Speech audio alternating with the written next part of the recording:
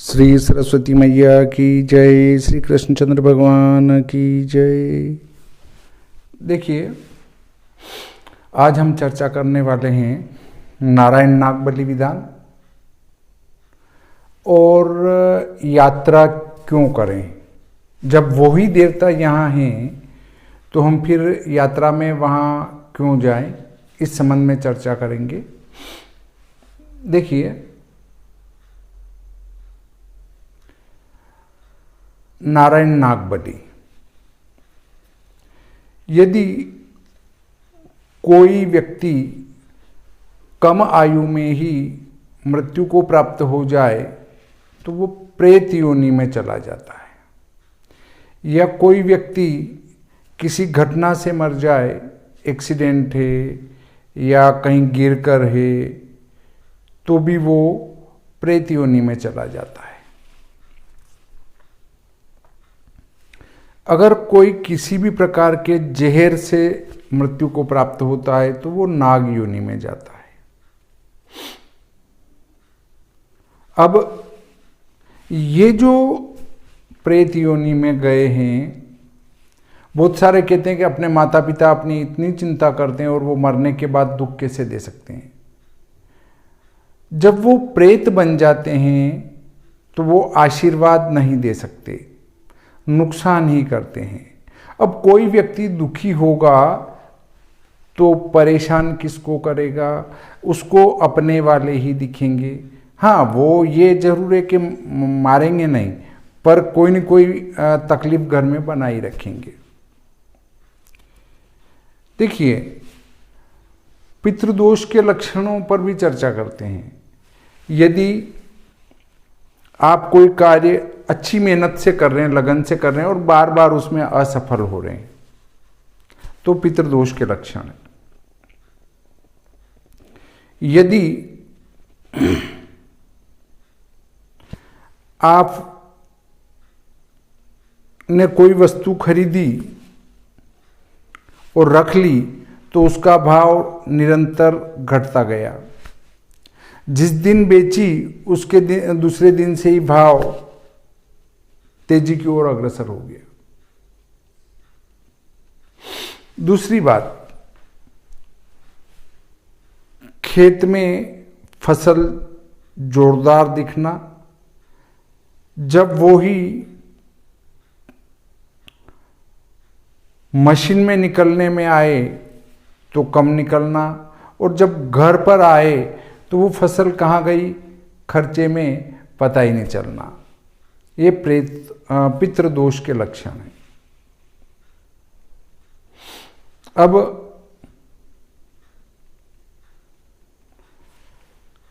कोई न कोई बीमारी निरंतर घर में बनी रहना,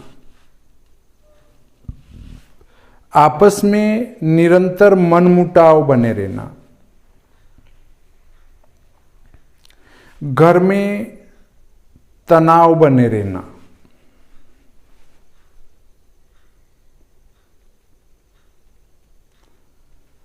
हमेशा ऐसा लगना कि इस बार तो मैं तरक्की कर जाऊंगा और फिर वहीं के वहीं, फिर अगले साल लगता है कि इस बार मैं तरक्की कर जाऊंगा और फिर वहीं के वहीं। ये पितृदोष के लक्षण हैं।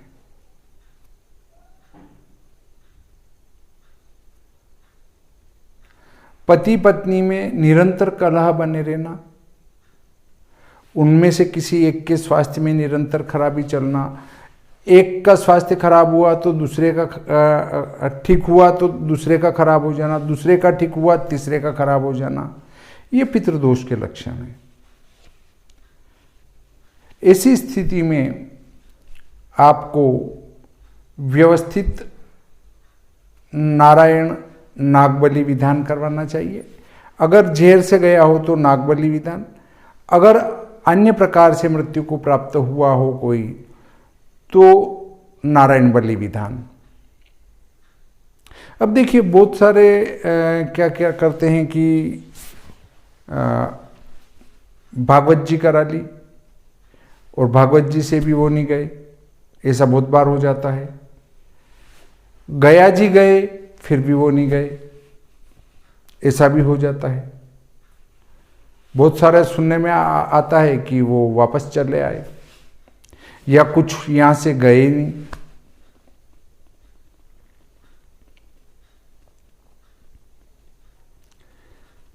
बहुत सारे कहते हैं हम तो वहाँ गया जी छोड़ आए हमारे माता पिता को, तो मतलब वो ढोर थे या पशु थे जो उनको छोड़ आए वहाँ पे। पढ़ लिख गए ना, इसलिए बोलने का भी हमें ध्यान नहीं रहा कि छोड़ना नहीं कहते हैं। हम हमारे माता पिता को गया जी पहुंचा कर आए हैं।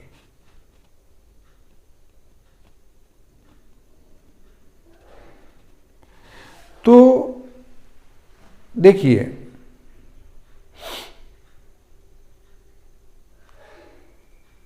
इस प्रकार गया जी छोड़ने से भी कभी सदगति नहीं जाते हैं।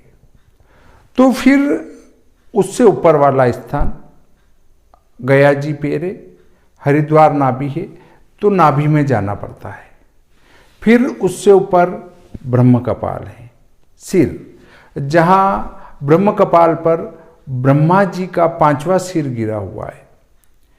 क्या होता है कि कोई उच्चारण में त्रुटि होने से भगवान भोलेनाथ को गुस्सा आता है और वो त्रिशूल से ब्रह्मा जी का 5वां सिर काट देते हैं।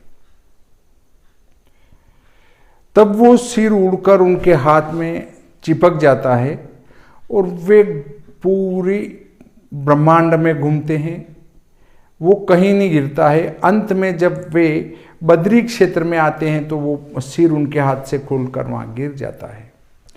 तो जहाँ वो गिरा वही ब्रह्म कपाल कहलाता है। तो ब्रह्मा जी के सिर पर जब आप पिंड देंगे तो आपके पितृ सदगति चले जाएंगे। इसमें कई प्रकार के विधान हैं। अगर वो वहां पहुंचे ही नहीं तो सदगति कैसे जाएंगे? देखिए, इसके लिए भी मैं आपको बताता हूं। अगर उनको यहीं से प्रसन्न कर लिया जावे तो वे निश्चित जाएंगे। पहले मैं आपको बता रहा था कि प्रेत पंक्ति में होते हैं। इनकी भी कई प्रकार की कैटेगरियां हैं, भूत, प्रेत, राक्षस, ब्रह्म राक्षस, पितृ, ये इस प्रकार की कैटेगरियां हैं। तो प्रेत हैं, तो प्रेत आशीर्वाद नहीं दे सकता, परंतु यदि उनके पिंडदान आदि तर्पणादि होते रहते हैं तो वे उस पिंडदान के बल से प्रेत पंक्ति से उठकर पितृ पंक्ति में चले जाते हैं। अब पितृ पंक्ति में वो चले गए तो वो आपको आशीर्वाद दे सकते हैं, पितृ। इसलिए पितरों का श्राद्ध अवश्य करना चाहिए। अब बहुत सारे कहते हैं साहब हम तो गया जी छोड़ आए और वहां से कह दिया कि अब तुमको कुछ करने की जरूरत नहीं है। भाइयों, हो सकता है आप गया जी छोड़ने गए, उनको बांध कर ले गए होंगे गले में रस्सी डालकर, परंतु वे सदगति नहीं भी जा सकते हैं। वे सदगति नहीं गए तो फिर आप श्राद्ध आदि नहीं करोगे तो वो पितृ पंक्ति से उतर कर वापस प्रेत पंक्ति में चले जाएंगे। इसलिए आपने गया जी में उनको छोड़ भी दिया है, अर्थात उनको पहुंचा दिया है गया जी में, फिर भी आप उनके निमित्त श्राद्ध आदि अवश्य करें। और अगर हम तो धूप लगाएंगे तो वो वापस चले आएंगे। अब कोई अपने घर से चला गया मेहमान, उसके नाम की थाली परोस देंगे तो वो चला आएगा क्या? नहीं आएगा। और जिनकी गति हो चुकी है वो कैसे आएंगे? नहीं आ सकते हैं। अर्थात आपने उनको धूप किया और वो चले आएंगे, इसका अर्थ है कि वो गया जी में भटक रहे हैं, आप वहां छोड़ के आए। जो ऐसा नहीं होता है। उनकी गति होगी तो ही जाएंगे, अन्यथा गति नहीं हुई तो वो वापस चले आएंगे। अब आप कहेंगे गया जी जैसे स्थान में, हाँ, कई बार मुक्ति नहीं होती है गया जी में, क्योंकि उससे बड़ा स्थान हरिद्वार है। हरिद्वार ले गए और कई बार मुक्ति नहीं होती है, तो उससे बड़ा स्थान ब्रह्म कपाल है। इस प्रकार सिर तक जाओ फिर गति होगी। तो उसके लिए अगर गति हो भी गई ना, आप श्राद्ध करते हैं तो हमारे समस्त सनातन धर्मियों क्या पृथ्वी पर जितने भी मनुष्य हैं उन सबके पितृ अर्यमा जी हैं। वे उस धूप दीप आदि को ग्रहण करते हैं। आपके द्वारा श्रद्धापूर्वक, श्राद्ध क्या है, श्रद्धापूर्वक दिए जाने के कारण उसको श्राद्ध कहते हैं। आप श्रद्धा से जो भी देंगे, दान पुण्य धर्म आदि, तो वो सीधा अर्यमा जी ग्रहण करेंगे और वो जिस योनि में आपके पितर जन्म ले चुके हैं मुक्त होकर, उस योनि में उनको उस रूप में वो चीज उपलब्ध करवाएंगे। जैसे अगर आपने किसी के निमित्त, अपने पितरों के निमित्त कोई दान किया खाने की वस्तु, अब वो उधर जाके जो है पशु योनि में है, अब उनको रोटी कैसे मिलेगी? तो वो उधर एक, मान लो कोई एक गाड़ी जा रही है या ट्रैक्टर जा रहा है, उसमें हरा घास भरा हुआ है और वो एक उसमें से बंडल गिर जाता है और वो उस प्राणी को मिल जाता है तो वो प्रसन्न होकर खाता है।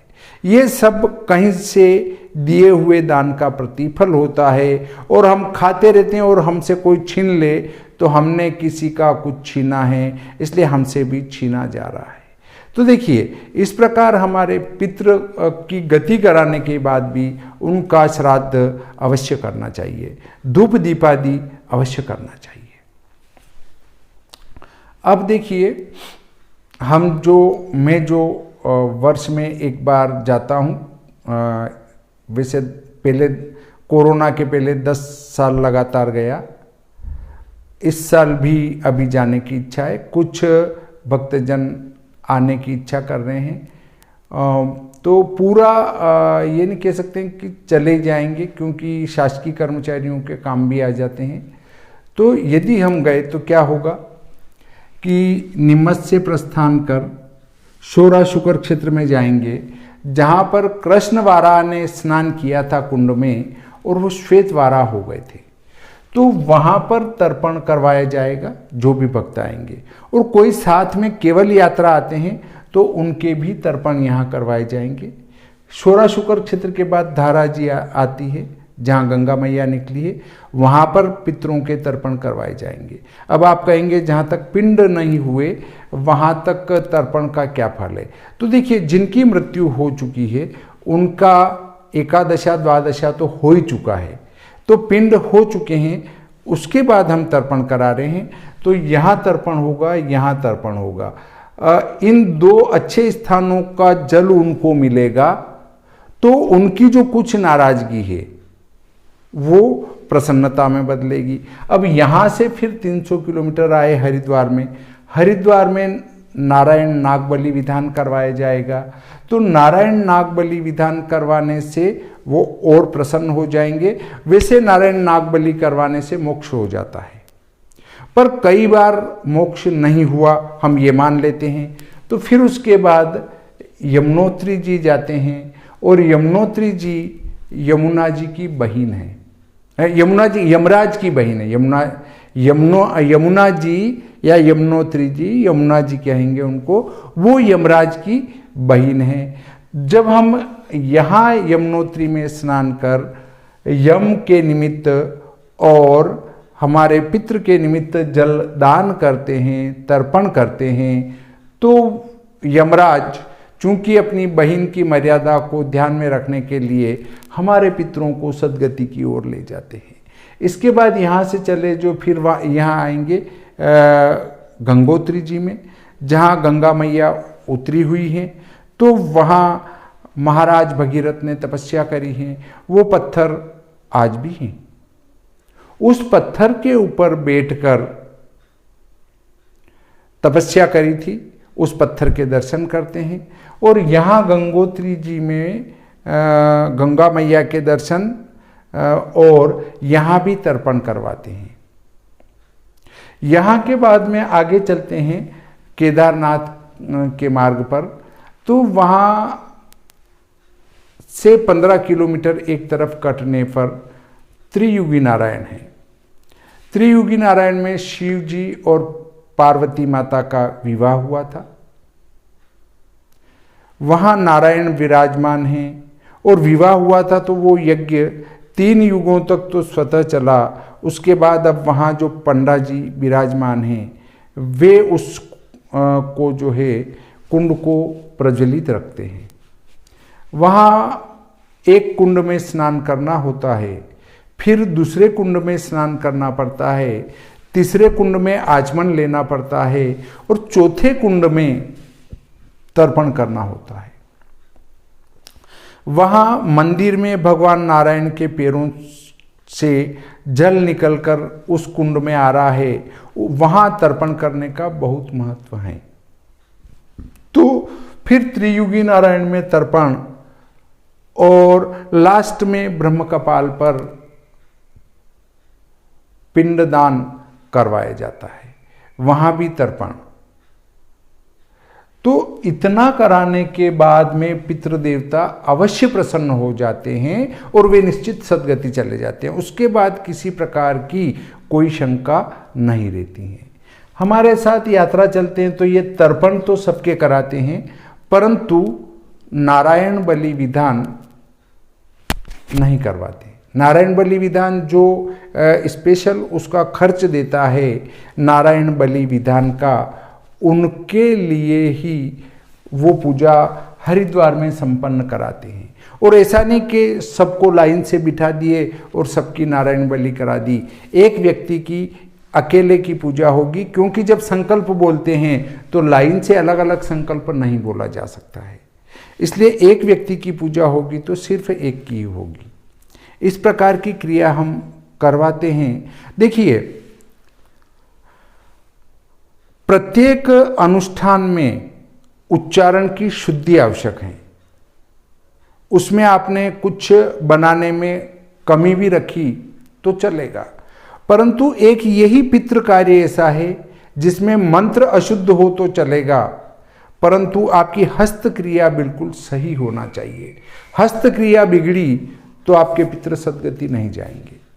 हाँ, परंतु ये है कि जब मैं हाँ कर रहा हूँ तो ये क्रिया मैं खुद अपने द्वारा ही करवाता हूँ, मैं स्वयं ही ये क्रिया करवाता हूँ।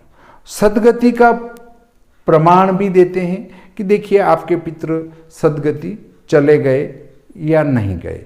नहीं गए तो क्या करेंगे, तो जाएंगे, मई प्रमाण के क्रिया कराते हैं। अब देखिए, उसके बाद प्रश्न ये उठता है कि यात्रा करने से क्या लाभ। ये देवता तो हमारे यहाँ भी है, बिल्कुल बात सत्य है। देखिए, हमारे वैज्ञानिकों ने ये खोज की है कि जो पूर्व समय में जो भी युद्ध आदि हुए हैं उनकी आवाज़ों को वो पकड़ रहे हैं। जैसे महाभारत का युद्ध हुआ तो वैज्ञानिक उसकी आवाज़ को पकड़ने की कोशिश कर रहे हैं और कुछ सीमा तक, कुछ आंशिक रूप से उनको इस क्षेत्र में सफलता भी मिली है। तो जहाँ पर जिस प्रकार की ध्वनि होती है वो वहाँ की वायु को उस प्रकार से, वहाँ की प्रकृति को उस प्रकार से प्रभावित करती है। देखिए, यमुनोत्री जी में जितने भी जाते हैं वो सब भक्त जाते हैं और वहाँ निरंतर तपस्या और भक्ति, आरती, पूजा पाठ होते हैं। और जहाँ यमुना मैया अपनी तीव्र धारा के साथ बह के जाती हैं और ये देख सकते हैं कि वहाँ पर अंदर से जो पानी आ रहा है, जल आ रहा है, उसमें चावल डाल देते हैं तो वो पक जाते हैं। बहुत सारे कहते हैं वो तो गंधक में होके पानी आ रहा है इसलिए गर्म होता है। तो भाइयों, आप घर पर ईंधन क्यों बिगाड़ते हैं? गंधक ही उस तपीली में लगा लो ताकि आपका वो गैस की टंकी नहीं बिगड़ेगी या लकड़ी नहीं बिगड़ेगी। उस गंधक से आपके भी पानी गर्म हो जाया करेगा और भोजन पक जाया करेगा। ऐसा नहीं है, वो वहाँ का चमत्कार है। तो वहाँ जो तपस्या की जाती है वो उस तपस्या का प्रतिफल हमें भी मिलता है, उसका सीधा प्रभाव हमारे शरीर पर पड़ता है। और आप 1 वर्ष घर रह के देखिए, 1 वर्ष यात्रा जाके देखिए, जब आप उत्तराखंड की यात्रा करके आएंगे तो 1 वर्ष आपका स्वास्थ्य बिल्कुल तंदुरुस्त रहेगा।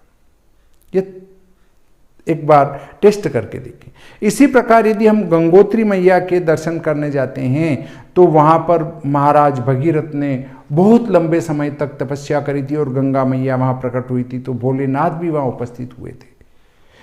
तो उस प्रकृति में उस प्रकार की तपस्या का गुण है और वो सीधा हमें प्राप्त होता है। आध्यात्मिक शक्ति में हमारी वृद्धि होती है, स्वास्थ्य की तंदुरुस्ती में हमारी वृद्धि होती है। अब हम अगले बिंदु पर चलते हैं कि बद्री विशाल में अग्नि नारायण ने तपस्या करी, नारद जी ने तपस्या करी, नर नारायण ने तपस्या करी, ब्रह्मा जी का 5वां सिर वहां गिरा, भोलेनाथ वहां विराजमान रहते थे पूर्व समय में, और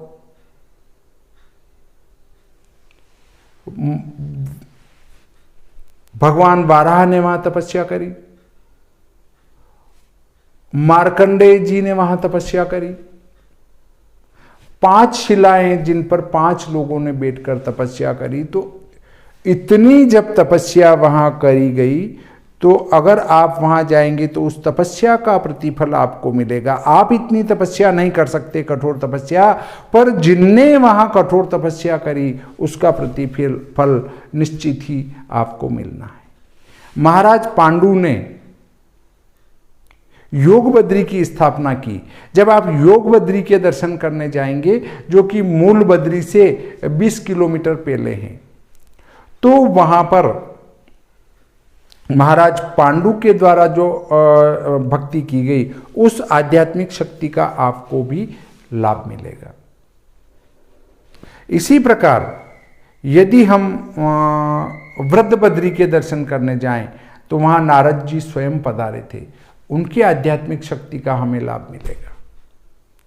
मंदिर तो हमारे यहाँ भी है, परंतु उन मूर्तियों में जो तेज हैं उसकी तुलना में यहाँ की मूर्तियों में तेज नहीं है, क्योंकि वहां पर जो आरती विधान है वो भी अनोखा है।